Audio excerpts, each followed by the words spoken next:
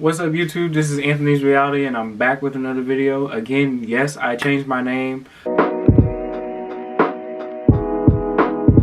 want to thank you guys so much for subscribing to my channel. I have grown significantly. If this is your first time seeing me, welcome. If you are a returning subscriber, welcome back. Obviously, another video. I give you guys one every week, so thank you guys so much for coming back and continuing to watch my channel. And if you are a new subscriber, go ahead and hit that subscribe button, hit the like button, and share this video with your friends so I can get out there and we can continue to grow together. Anyway, today I'm going to be talking about what it's like dating in the gay community, staying out of the mess.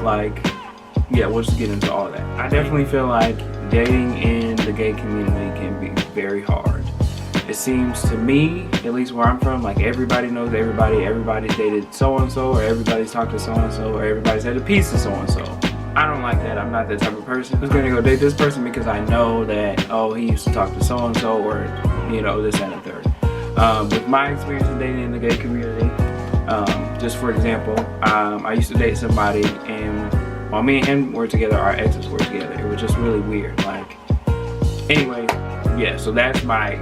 I'm just gonna leave it at that. That's my experience from dating in the gay community. It's very hard because it seems like, you know, everybody's trying to steal your partner, or everybody's trying to talk to your partner, or everybody has something to say about you and your partner being together. Somebody's trying to break you up and this and the third. My advice is to focus on you and your partner.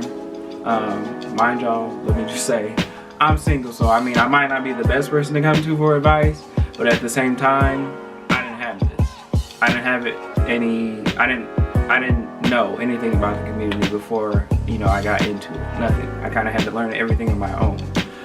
But anyway, I would say focus on you and your partner no matter what anybody else is saying or has going on. Communicate with your partner and make sure that you both are in agreement with what's going on and how things are working out. Just because, you know, somebody says, oh, your partner's doing this, or your partner's been trying to talk to me, or you know, even if somebody's trying to talk to your partner, as long as your partner's not engaging, then there's nothing for you to worry about. Just don't listen to everything that's going on in the gay community and the atmosphere. And if you and your partner know what's going on in your relationship, so that's what's going on, leave it at that. Don't listen to everything everybody else has to say. Period. I do want to say that being in the gay community, it's very hard to find relationships that are long-term. There aren't many relationships that I've known to last long-term. The longest relationship I've ever been is 2 years, and it was like an on and off thing, but it was 2 years. It wasn't a consistent 2 years, but it was definitely 2 years. We're just gonna leave it at that. It's very hard to see long-term commitment, and I feel like that's one thing that LGBTQ community struggles with, just due to the fact of mistrust and all the messiness that goes on and things like that. I guess we can get into that too, is like staying away from the mess. One thing I just want to throw out there is just like, sometimes you do just have to focus on you and put yourself first.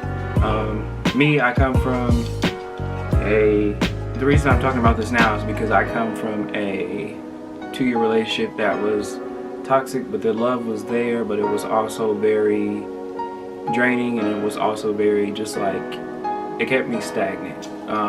It's better just to either focus on yourself, and I don't want to say not put yourself out there, but understand that you have to be careful, especially when it comes to everybody dating everybody. Like, it just seems that way to me, and even from just watching some other YouTubers, and they live in different cities and different states than I do, and it just seems like they get the same kind of feel from where they stay. The gay community is very hard on itself, let alone everybody else being hard in the gay community, because nobody, I shouldn't say nobody, but it's getting better.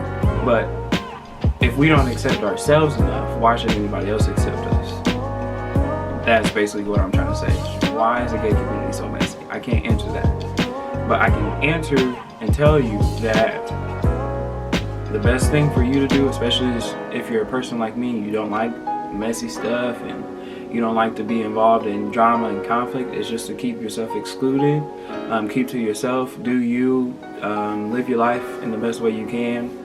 Definitely protection if you are sexually active, and just be the best person you can be. As long as it's making you happy, whatever you're doing, as long as it's making you happy and it's, you know, making you feel good, then that's where you should be moving to. That's where you should be moving to. Move in a direction to where you're happy and your focus is on something that's making you happy. Even if it's a relationship. If that relationship is making you happy, then don't make that your main focus. Yourself should always be your main focus, but make that somewhat of a priority in your life, behind yourself and everything else. I guess my advice for dating in the community is to take it slow. Regardless of who it is, if you know the person, if you don't, take it slow. Don't rush into anything. Make sure this person is actually committed to you.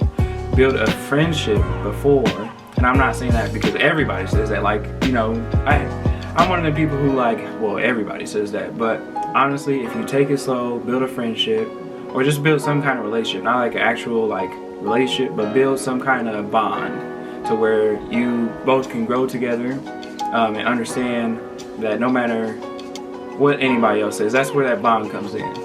You know, you got all these other people saying this and this is going on, and oh, so-and-so is doing this and da-da-da. But when you have that bond, if you've created that trust, then that can be broken by anybody on the outside. So that's my advice to anybody who's dating in the gay community or having a hard time either trusting their partner or finding somebody that they really want to invest in. Time is key. Take it slow.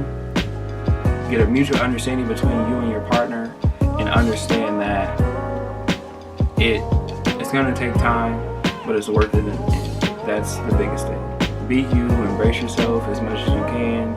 Don't live too freely, but live free enough to where you are happy. And I mean, it's worth the experiences. This experience is, I want to say, the hardest part, like the beginning. I found out a lot when I first started coming into the community and stuff and started dating people. Again, I had to learn all that stuff on my own. I didn't have this. Or maybe I just never looked it up on YouTube. Like, I didn't, you know, look and get an understanding of what it's like to be in the community. The biggest thing you want to do before starting the date again, if you are struggling, or you come out of a toxic relationship or just a bad relationship in general, like somebody was cheating or somebody was doing foul stuff, or it just didn't work out because other people kept interfering with your relationship, I think you should start off by, one, building yourself and structuring yourself. You can't expect your partner to be a certain way and to do things for you or be there for you if you're not even there for yourself. If you can't be that person for yourself, how do you expect your partner to be? So build yourself up, build a foundation for yourself, then go seek and search for a partner, and then you both will have somewhat of the same values because you've both built yourself up. It's weird.